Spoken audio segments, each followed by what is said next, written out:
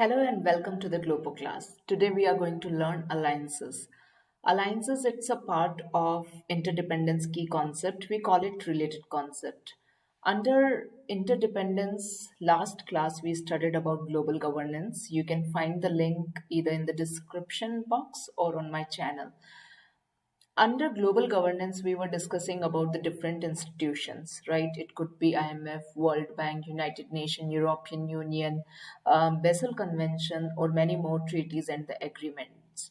Now, to form all these international organizations, you need to come together. That means countries need to come together to form the alliances for their own cooperation, for their own mutual benefit.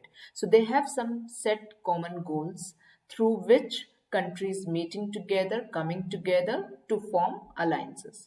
One point clear. Now, if you see alliances, then majorly on Google, you will find that alliances are actually collaborated for defense purposes, for security purposes.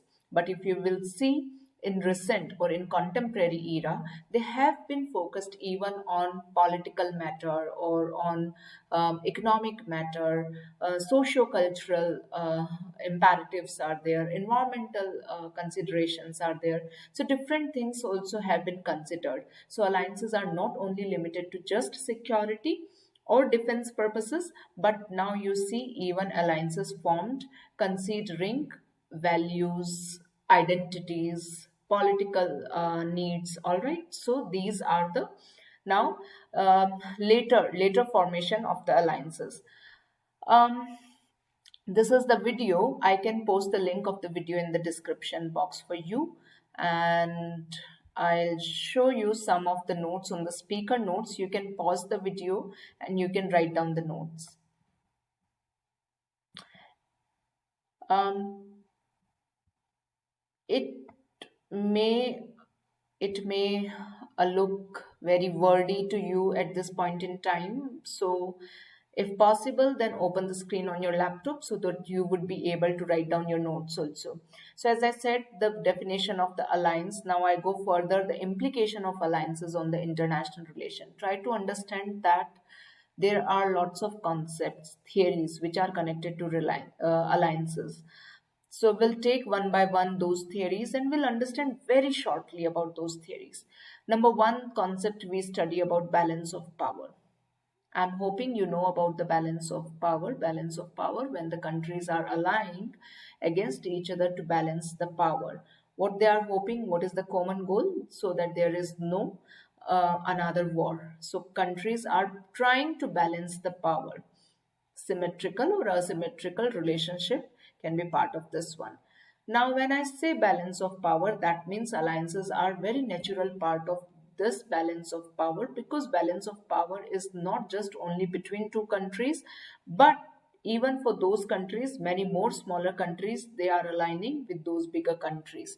So this is balance of power and alliance. The second number is alliance and security dilemma. What is security dilemma? Security dilemma, it talks about that if you have one armament or some any resource which I do not have, I may consider as the offensive for myself, okay, and I may consider that you are grabbing all these things so that you can retaliate against me in the future. I will also try to stock up all the things what you are carrying, and in the double amount also, in the double capacity also. So security dilemma may lead to the war, okay, and it is a arms race also. It is leading to the arms race.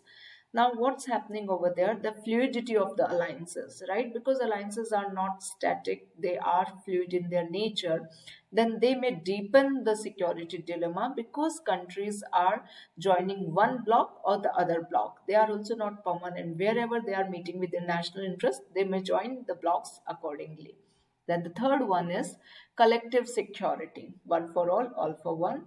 So here this is very commonly understand that alliances are formed so that collectively they can secure their borders, their national interest. Okay, there are many more means. Okay, their goals. So collectively they come together to for the security. Then the fourth one is power transition.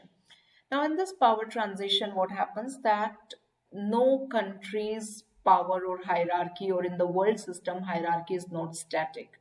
In case if there is established power, then there are the rising power, revisionist power are there, who keep challenging the established power. So power is dynamic in nature, power is shifting. I hope that you have studied under the concept of power, or I'll be taking the concept of power sooner. So, power transition tells that this whole world system is in its fluidity, it's in flux, and where the power is shifting. Okay, there is the race of the power between the established one and the rising power. Earlier during the Cold War period, you saw that there is this power transition which was taking place gradually. USA, USSR were there, then European Union emerging as a bloc, okay, and now we see that power transition which is taking place with China. China being the revisionist power. So, power transition in this scenario, the same thing happens with alliances, that the countries will keep joining one or the other bloc. As you see, China has started giving a lot of loan, a lot of resources, a lot of infrastructure facilities to the other countries, so the countries can join China's bloc, right? So this is power transition, and power transition may lead to war. So as you saw, these four concepts: one is balance of power, second is security dilemma, third is collective security, and the fourth one is power transition. The concept of alliances connected to these four one are mainly connected to security. All right, so this is connected to the security one. Then the fourth one, where a fifth one where we connected, that's called as globalization. Now in this globalization world, we are not just connected to defense or the security, but we are even thinking about many more aspects of alliances. As in the beginning I said that alliance is not only connected to security, but it can be linked to political, economic, socio-cultural, environmental, all right? So these could be another aspect of these alliances. I hope you understood what is alliance. Now let's move further. Okay, so now apart this one, we go on and we see one example of all these kind of alliances, groups and everything. So one example what you can think of is NATO. Okay, NATO being alliance, this is for the teachers or this is for the class activity. You can divide the class into four groups. One group, first group would be working on NATO. These are the few questions what the first group may think of, all right, or the recent crisis which is on between Russia and Ukraine connected to NATO. So you can check the relevance of NATO, the impact of NATO on world system. Then the second point comes strategic alliances. Now these are also part of alliance only. Strategic alliance, they are coming together for their mutual common goal, um, without the need of any treaty or international organization, choosing reliable and profitable allies and working together on matters of security, trade, and development. So these are alliances, strategic alliances. Few of the example of the this is Africa, China venturing into Africa, Latin America, USA doing in Latin America.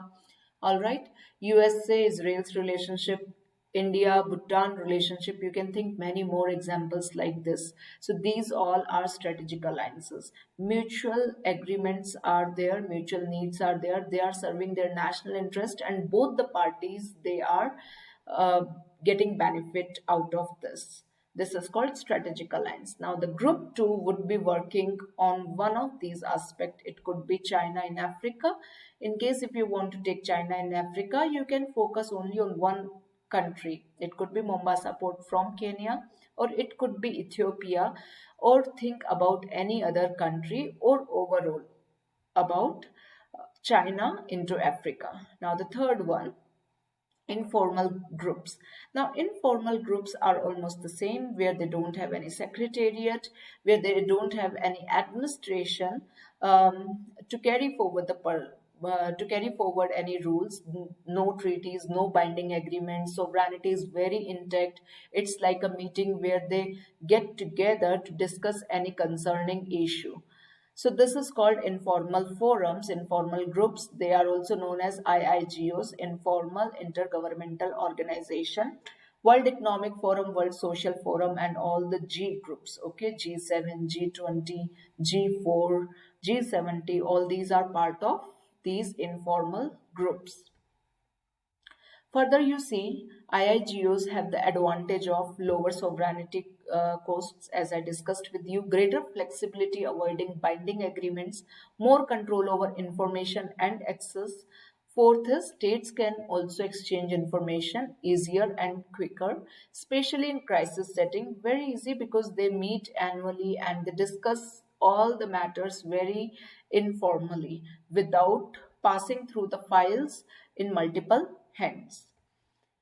Okay. So these are the two examples, wonderful videos which are given over here. This is on G7 and a short comparison between G7, G20 and the relevance of this one.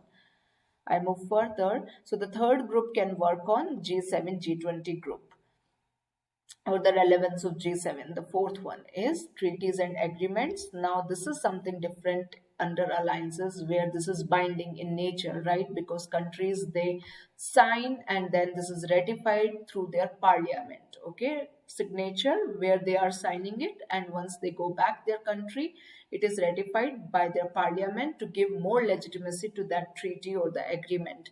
Number of the treaties and agreements are there: important extradition treaty, there NPT, nuclear non-proliferation treaty, and all the COP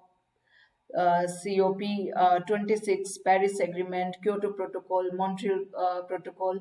All these things are there under treaties. Now the fourth group would be working on COP 26. All right, these are the few questions what the fourth group has looked into this case study. Now, if you want to access all the case studies, then kindly go through case study snippet. You would get the case study. I hope you understood what are the alliances. Now, you have to think whether the alliances are workable or not, whether you can consider them as the cause of the cooperation or conflict. Remember, when you are discussing about all these things, do not forget the two theories which you can correlate very well: liberalism and realism. All right, the disadvantages which would be embedded somewhere in realist theory, and the advantageous side, you need to bring liberalist theory over there. I hope you liked it. Stay safe and stay tuned.